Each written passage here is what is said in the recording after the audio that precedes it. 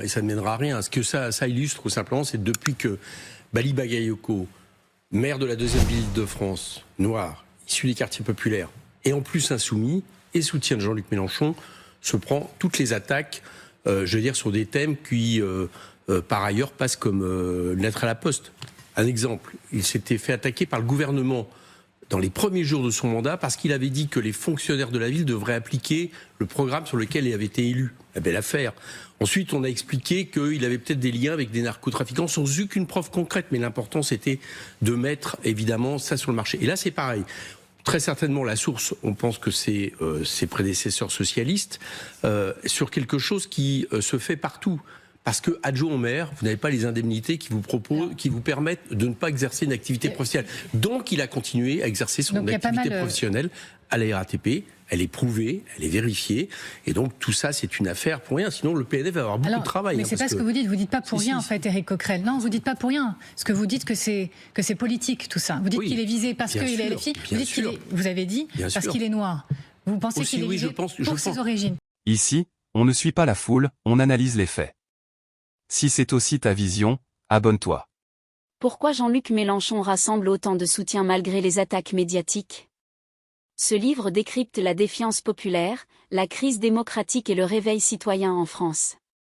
Résistance, le combat pour une nouvelle France maintenant à 9,99 € au lieu de 14,99 €.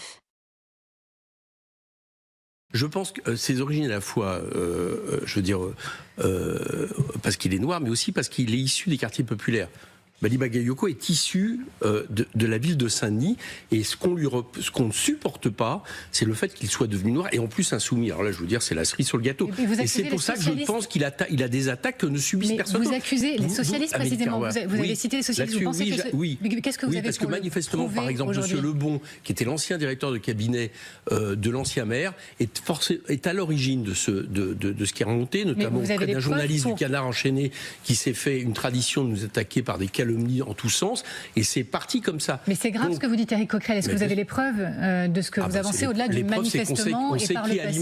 On sait qui a alimenté, on sait qui est cité dans ce type d'article, notamment celui du Canard enchaîné, donc on voit bien d'où ça vient. On connaît la ville de Saint-Denis, c'est à la fois une grande ville, mais c'est en même temps tout se sait. Donc on sait bien d'où viennent ces espèces de rumeurs. Encore une fois, ce que je voudrais dire, attendez, ce que je voudrais dire, c'est que imaginez que le parquet national financier s'intéresse désormais à tous les élus locaux qui continuent à avoir une activité professionnelle vérifiée, parce qu'en plus elle est vérifiée. C'est pour ça que tout ça n'ira pas loin. Elle n'est plus exercée aujourd'hui. Hein. Rappelez-le, vous avez dit maire. Aujourd'hui, Bali Bagayoko est maire à 100%, simplement parce que quand vous êtes maire à 100%, il est plus président de la communauté de pleine commune, vous avez, j'allais dire, une activité trop importante pour pouvoir avoir une activité professionnelle, et aussi, il faut le dire, les indemnités qui le permettent. Ce n'est pas le cas d'un adjoint au maire, tout le monde le sait. Donc tout ça, c'est une affaire qui, ce qu'on comprend, les gens qui l'ont lancé, ça va faire pchit. L'association ne va pas viser que Bali Bagayoko, visiblement. Elle pourrait s'intéresser à d'autres personnes dans ce... Alors là, il va y en avoir. Hein. Mais en plus de ça, depuis quand on n'a plus le droit d'exercer une activité professionnelle quand vous êtes élu? Moi, je pense qu'un député n'a pas le fait d'avoir exercé ou non réellement cet emploi. Il y a des députés qui continuent à avoir des activités professionnelles. Alors là, par contre, je ne sais pas comment ils font. Mais un adjoint au maire, c'est évident qu'il ne peut pas exercer en interne à la France Insoumise, vous allez lui demander plus d'explications? Non, vous allez les choses on les a, ces explications. Est-ce que cette affaire, malgré tout, vous craignez qu'elle nuise à l'image de LFI sur la question de l'exemplarité des élus? Les électeurs sont plus intelligents que parfois les médias qui reprennent ce genre d'informations, excusez-moi de le lire. En même temps, par exemple, Éric Coquerel, vous savez très bien, j'en parle pas ce matin, on va être accusé aussi de pouvoir cacher des informations à des fins politiques également. Je dis simplement, je réponds, les électeurs et électrices savent bien ce qui est en train de se passer. C'est-à-dire que on subit, LFI subit une diabolisation, des attaques incessantes, etc. C'est pas nouveau. Bon, très souvent, il y a l'attaque, et puis après, on regarde pas que quelques semaines après, ou quelques mois après, tout ça est parti dans les oubliettes de l'histoire parce que ça n'a rien donné. Là, ça va être pareil, c'est-à-dire que ça ne donnera rien, mais l'essentiel, c'est qu'en pleine campagne présidentielle, un des soutiens importants de Jean-Luc Mélenchon, qui, en gagnant la ville de Saint-Denis, a crédibilisé le fait qu'on pouvait gagner la prochaine présidentielle, est attaqué pour des détournements de fonds publics. Bon, les gens qui écoutent ça se disent « Mais qu'est-ce qu'il a fait ?» Eh bien, je dis ce qu'il a fait. Il a continué à exercer une activité professionnelle en tant qu'adjoint au maire dans les années 2000. Je vais aller au bout du questionnement. Si l'enquête devait in fine démontrer démontré qu'il n'a pas effectué le travail correspondant à son salaire, quelles devraient être les conséquences ? Il les tirait lui-même, mais ça, là, vous me proposez de parler de science-fiction. Excusez-moi, mais comme votre émission n'est pas sur la science-fiction, je ne vais pas vous dire ça. Il a exercé cette activité de manière concrète. Il y a des témoignages depuis, allez sur les réseaux sociaux, vous allez voir, de ses anciens collègues, de ceux qui l'ont embauché, qui confirment qu'effectivement, il travaillait. Et quand je parle d'anciens collègues, c'est pas d'anciens collègues insoumis. Il y a même des socialistes, parce qu'il y a des socialistes honnêtes aussi, qui disent, bien sûr, qu'ils n'ont pas de compte à régler, qui n'ont pas de compte à régler avec quelqu'un qui leur a pris une mairie au premier tour. Il y a des gens qui disent, bien sûr, Bali Bagayoko exerçait cette activité. Bon, donc je vous dis, c'est une tempête dans un verre d'eau. Le tout, c'est que là, vous voyez, ça fait je ne sais pas combien de minutes on parle de cette histoire, au lieu de parler du budget. À peu près 5 minutes, on va parler du budget. Pardon, je reviens sur, pour ça. Pour vous, les socialistes ne sont pas honnêtes ? Oh, ils ne sont pas tous honnêtes, non, ça c'est clair. Enfin, notamment, là, je ne vais pas généraliser là-dessus, qu'on s'entende bien, mais ce que je veux dire par là, c'est que je pense que les socialistes à qui il a pris la ville de Saint-Denis-Pierrefitte au premier tour des élections, toujours pas digéré que ce soit le cas. Budget, donc on y vient. Vous allez censurer, ça Jean-Luc Mélenchon l'a déjà dit. J'explique encore une fois pour nos téléspectateurs. Ce qui nous pend au nez, c'est le scénario d'une loi spéciale, pas pour quelques semaines, comme on l'a vécu ces dernières années, mais potentiellement pour plusieurs mois, jusqu'à la présidentielle, voire au-delà, parce que dissolution législative, etc.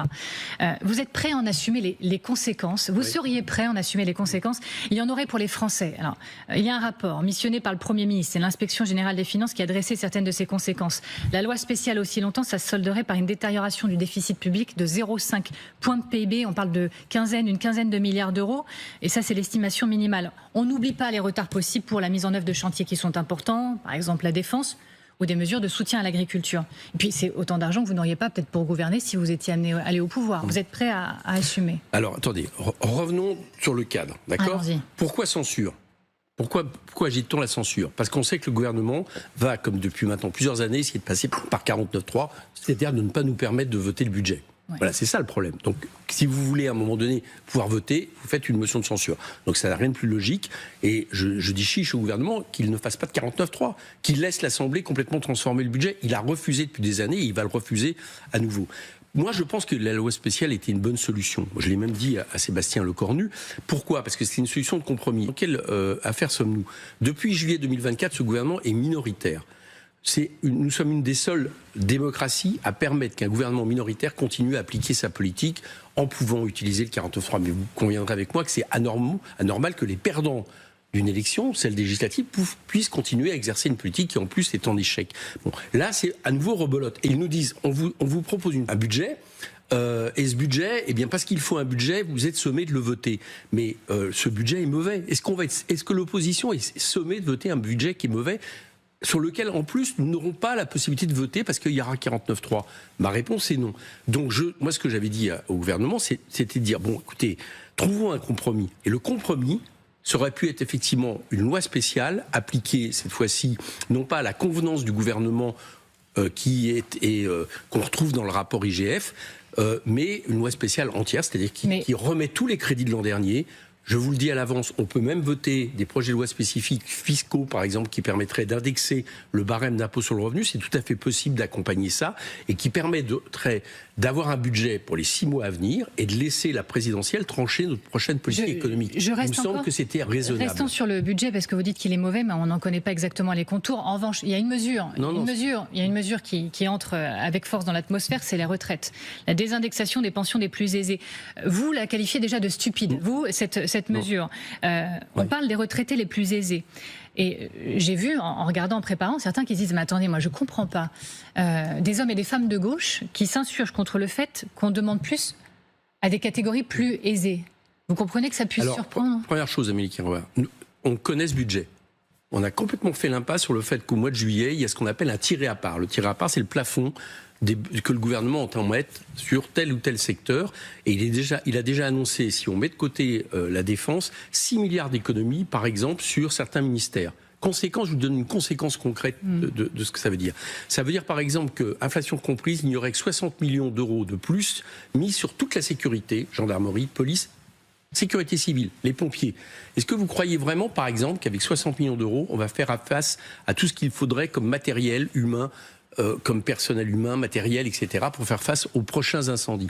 C'est pareil sur les questions de canicule. C'est pareil sur les questions de logement, avec là aussi 400 millions en moins dans le budget. Donc ce que je suis en train de vous dire, c'est que ce soit sur la Sécu, avec 6 à 8 milliards en moins prévus, que ce soit sur les collectivités, avec à peu près autant de moins de prévus, ou l'État, il y a déjà eu un budget posé. Donc on ne parle pas de... Sébastien Lecornu, c'est que s'il y a un budget qui passe, vous pouvez y revenir plus tard.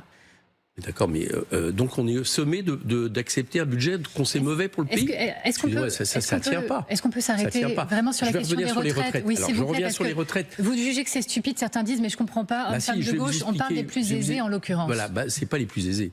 Ou alors il va falloir me prouver qu'un retraité à 2 000 euros par mois fait partie des plus aisés de ce pays. Alors à partir de quel moment on est un retraité aisé en France aujourd'hui?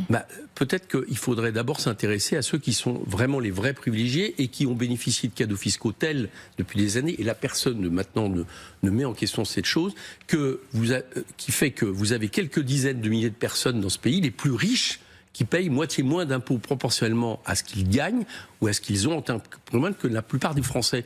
Moi, je m'intéresserais d'abord à ce dossier au lieu de pointer du doigt la question des retraités, ce que ne fait pas le gouvernement. Et là, il y a des dizaines de milliards d'euros à récupérer, que ce soit par la taxe Zuckman, que ce soit par un rétablissement de l'ISF, etc. Sur les retraités, pourquoi c'est stupide? Parce qu'il se trouve que le pouvoir d'achat, par exemple, des salariés, de gens qui vivent de leur travail de ce pays, baisse depuis quelques années. Que donc, il y a moins de consommation populaire. Que la consommation populaire, c'est la base du développement économique dans ce pays, à 50%. Et là, vous allez attaquer ceux qui ont réussi à garder un peu de pouvoir d'achat, c'est-à-dire les retraités. Je vous assure, par exemple, qu'il y a plein de départements français qui ne vivent que de ça. Et donc, vous allez non seulement les attaquer de manière injuste, parce que je vous ai dit, vous laissez de côté les plus privilégiés, mais en plus, vous allez baisser la consommation populaire. Dans une période de récession, je rédite ce que j'ai dit, c'est stupide. Je voudrais vous montrer un chiffre. Le temps file. J'ai tendance à dire que c'est plutôt bon signe, parce que c'est engagé et passionnant. Je voudrais vous montrer un chiffre maintenant, c'est l'image du compteur de la dette, et ça se passe en temps réel. Le temps, pour nous discuter, ce sont des milliers et des milliers, des dizaines de milliers d'euros qui sont en train de filer. C'est pas grave? On laisse faire, et je vais additionner un peu ma question. On est revenu de nombreuses fois, Jean-Luc Mélenchon dit il veut jeter les titres de la dette au feu. Sébastien Lecornu vous dit foutre au feu 600 milliards d'euros de dette, c'est de l'escroquerie à l'état pur. D'accord. Escroquerie. Alors on va essayer de parler sérieusement au lieu d'avoir des éléments comme ça. D'abord, les gens qui regardent cette somme, je leur propose de la diviser par 8. Parce que cette somme, on la rembourse en 8 ans et un peu plus de 8 ans. Déjà, ça relativise les choses. Deuxièmement, il se trouve que la dette française, aujourd'hui, et c'est pas moi qui le dis, c'est Roland Lescure interrogé par ma commission il y a pas longtemps, elle est tout à fait supportable. Pourquoi? Parce que les marchés, à chaque fois qu'on émet un emprunt, comme la dette, la France a une richesse, un patrimoine qui fait que elle ne peut pas être soupçonnée de faire défaut. Il y a 2 fois plus de demandes que d'offres. Donc, aujourd'hui, c'est supportable. Ce qui est vrai, c'est que demain, on risque d'avoir un problème. Pourquoi? Parce que vous avez vu que les taux d'intérêt augmentent assez considérablement et qu'en même temps, on a besoin d'un mur d'investissement, notamment sur la question écologique, et c'est vrai en France et en Europe. Moi, ce que je dis par rapport à ça, c'est que si on continue comme ça, si on ne change pas la question de qui détient la dette, si c'est les marchés, on aura du mal justement à faire face. Et c'est la raison, c'est ça qu'il y a derrière ce que dit Jean-Luc Mélenchon par rapport à une partie de la dette qui représente 20% de la dette, qui a la particularité d'avoir été créée par le Covid et qui est détenue par nous-mêmes, par la Banque de France et non pas par les marchés, de réémettre un prêt de ce type, un programme de ce type pour tous les pays européens, pour leur permettre justement de faire face à tous les investissements nécessaires. Voilà, ça c'est une autre façon de dire plutôt que se jeter des mots à la figure qui n'ont aucun sens. C'est l'heure des questions de Français. Vous êtes également dans cette émission Face aux Français. Je voudrais qu'on regarde cette question qui nous vient de Paris. Quel est le pays dans le monde qui se rapproche le plus, je pense que la question va s'afficher, j'ai confiance, quel est le pays dans le monde qui se rapproche le plus du modèle vers lequel vous souhaitez conduire la France? Jean-François. Il n'y en a peut-être pas aujourd'hui, ou en tout cas si peut-être, le modèle français tel qu'il a été issu de la libération renforcée en 81, c'est-à-dire d'un État social fort qui estime par exemple qu'il y a pas mal de secteurs de fondamentaux, le transport, l'énergie, la santé, l'eau, etc., qui devraient être du domaine public, c'est-à-dire faire ce qui a été fait pendant des années, plus une planification écologique, comme De Gaulle l'avait fait avec une autre forme de planification, pour justement permettre de faire face à la situation. Il n'y a pas un pays que vous pourriez nous citer ce matin? Non, je pense que la France pourrait être un modèle. La France pourrait être un modèle dans un moment où le néolibéralisme est en échec partout partout. C'est ça que nous proposons. Et je pense que les Français ont compris qu'il est temps de rompre. Voilà. Moi, je propose que la France soit un modèle pour les années à venir. Et la question de Gérard qui est à Nîmes, on la découvre ensemble, cette question. Après avoir perturbé l'Assemblée avec votre groupe, comme vous l'avez fait, pensez-vous que les Français vont vous laisser les clés de la France ? Bon, ça, écoutez, c'est leur prix. Je ne sais pas très bien qu'on a perturbé l'Assemblée. On fait notre boulot. Tout le monde reconnaît qu'on est des députés sérieux. On laisse pas passer des mauvaises lois. On essaie de lutter pied à pied contre en plus des lois qui s'appuient sur des majorités entre l'extrême droite et le bloc central. Bon, moi, je pense qu'on fait du bon boulot. Donc, manifestement, il y a beaucoup de Français qui le pensent. Mais est-ce que vous allez essayer d'arrondir les angles, d'apaiser votre image en vue de l'élection présidentielle? Certains estiment déjà que Jean-Luc Mélenchon... Écoutez, je vous incite à regarder ce qui se passe à l'Assemblée. En règle générale, c'est de la caricature. En règle générale, vous avez des députés insoumis qui interviennent, qui font des propositions, qui combattent, ils en ont droit, des droits pour la police de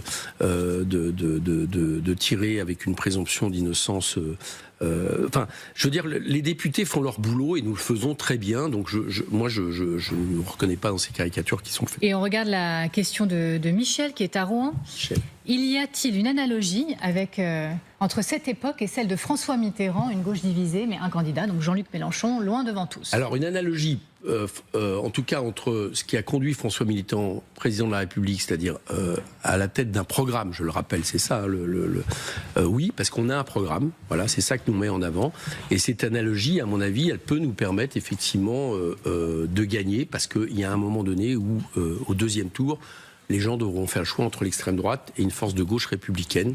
Je pense qu'ils le font, écologique. Éric Coquerel, souhaitons la bienvenue à Nicolas Dose. Bonjour. Nous retrouvons régulièrement à cette heure-ci le matin pour poser des questions également à nos invités. Donc vous, en l'occurrence, Éric Coquerel, allez-y, Nicolas.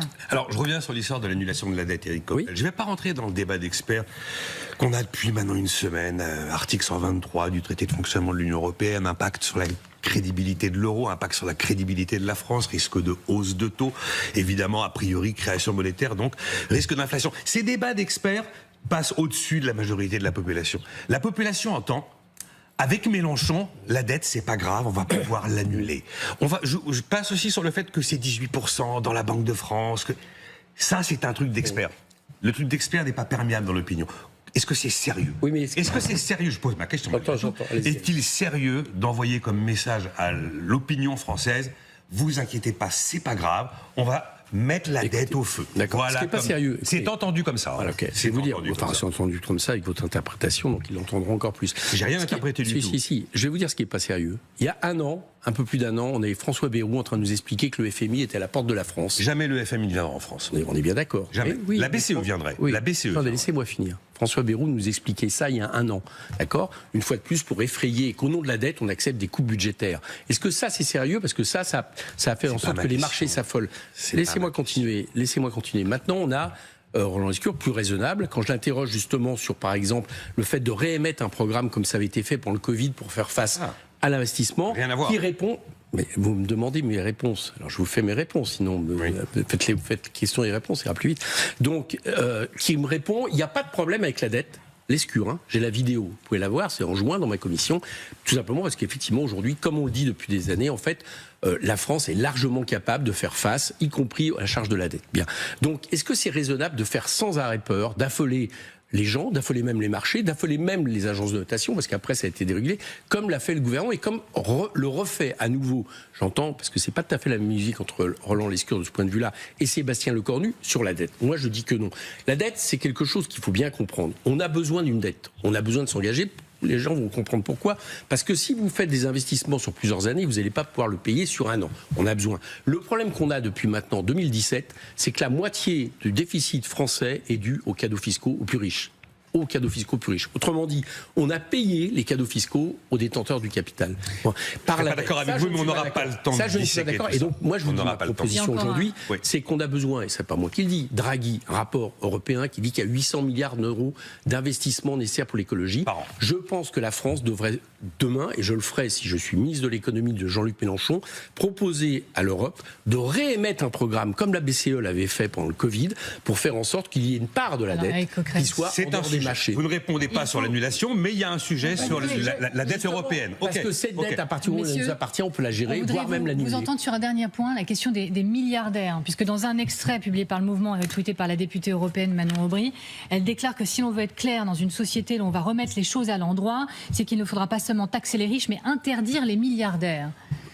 Les milliardaires sont-ils nuisibles? Voilà ce qu'a dit Manon Aubry. Non, ce qui est nuisible, je ne sais pas si on peut personnaliser comme ça, mais ce qui est nuisible, c'est qu'il y a une telle différence de richesse, de partage de richesse, de fiscalité dans un pays dont la promesse républicaine fait qu'elle se base sur l'idée de liberté, égalité, fraternité. Donc ça fragilise la promesse républicaine et ça nous coûte très cher. Ça, c'est nuisible. Le fait que depuis 2017, les 500 plus grandes fortunes de ce pays, en gros les milliardaires, aient vu leur patrimoine doubler, plus 600 milliards. Une très bonne nouvelle. Ah bon, pour qui? Est-ce que ça rejaillit sur l'économie? Mais bien évidemment. Mais bien évidemment que non, justement. Ça, c'était le pari du gouvernement. C'est l'inverse qui serait... C'est le pari du gouvernement. Non. Ça, c'est le pari du gouvernement. Ça a été dire, on va avantager les détenteurs du capital, notamment avec suppression de l'ISF, la flat tax, qui est un bouclier social. Heureusement qu'on a fait ça. Et ça va permettre de rejaillir sur l'économie. Eh bien, le chômage remonte à plus de 8%, la croissance n'est pas au rendez-vous, on est en train d'entrer en récession. L'investissement, contrairement à ce qu'on dit, est en berne, donc c'est un mauvais résultat. Donc il faut aller récupérer. En gros, je vais vous dire, ces gens-là nous coûtent trop cher, c'est un pognon de dingue. Et si on veut demain pouvoir réinvestir dans ce pays, il va falloir reprendre un peu de cet argent. Dans cet échange, Éric Coquerel défend une ligne économique fondée sur une intervention beaucoup plus forte de l'État et sur une remise en cause du modèle économique actuel. Sur la dette, il rejette l'idée d'un abandon pur et simple des dépenses publiques. Son argument est plutôt de réorienter la dette vers de grands investissements, notamment écologiques, et de modifier la manière dont une partie de cette dette est financée. Cette vision rejoint, sur certains aspects, la réflexion de Jean Jaurès, pour qui la République devait permettre de réduire les inégalités tout en renforçant l'intérêt collectif. Mais une question demeure, une politique d'investissement public massif peut-elle être menée sans provoquer une hausse durable des taux, de la dette ou de la fiscalité? Coquerel estime également que l'enrichissement des plus grandes fortunes fragilise la promesse républicaine d'égalité. À l'inverse, ces contradicteurs soulignent que taxer davantage le capital peut aussi influencer l'investissement et les comportements économiques. Au fond, le débat dépasse donc la seule question de la dette, faut-il privilégier la discipline budgétaire ou utiliser davantage la puissance publique pour financer la transformation écologique et sociale? Et si la colère du peuple français avait enfin un livre? Résistance, le combat pour une nouvelle France décrypte les médias, les élites, la crise sociale et le réveil citoyen. Disponible maintenant à seulement 9,99 € au lieu de 14,99 €. Le lien est en description. L'information spectacle vous fatigue? Reprenez le pouvoir sur votre réflexion.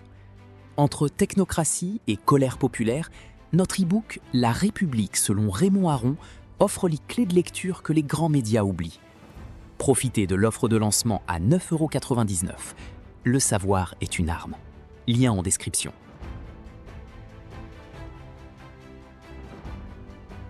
Si tu fais partie de ceux qui veulent comprendre avant de réagir, abonne-toi, active la cloche des notifications et partage la vidéo, même à une seule personne, ça aide énormément.